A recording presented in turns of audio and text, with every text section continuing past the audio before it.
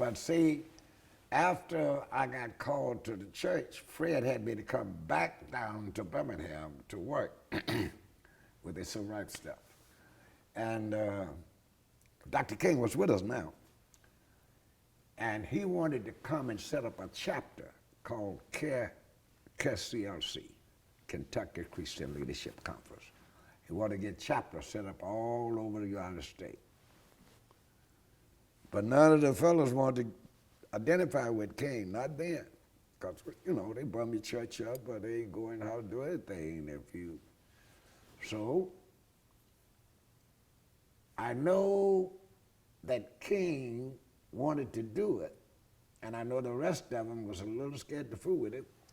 So I told him, I said, look, I'm gonna get you in, down in the basement on, this is on 1425 Bland Street. I said, I'm gonna bring you in. I don't know whether it was Kenneth Smith, I don't know who was the mayor at that time. But I went to him and told him, I said, look, Dr. King is fitting to come to Louisville. And you really don't want nothing to happen to him in Louisville. So whoever the mayor, I can't remember, I don't know if it was Kenneth Smith or Ocaga, who, but he told me, he said, how you know he coming? I said, well, he gonna be here, he coming. He said, hey, wait a minute. Go down there and I can't think of the man's name. He was the mayor's chauffeur. He drove the limousine for the mayor. Tall, light-skinned, and I can't think Black of man.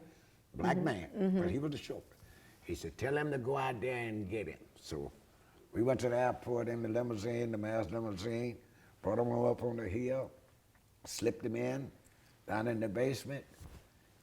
When D.E. King at Zion.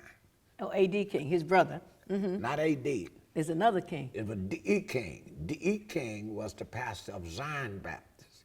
When he found out that King had been in Louisville, and that little Elliott, who won't follow no rules and regulations, he said, we better line up with it. So I never was able to get King to come back to King Solomon no more. It was either D.E. King or Bottoms at Green Street and the rest All of the bigger churches. The bigger churches. And the Methodist church there on Chester Street, Quinn's Chapel. That's where we would have a lot of our meeting when Dr. King would come, the march, and you may took Lima T. Johnson. I'm just trying to think of some of the legendary figures. Fellows who then embraced that, and that's how that came about.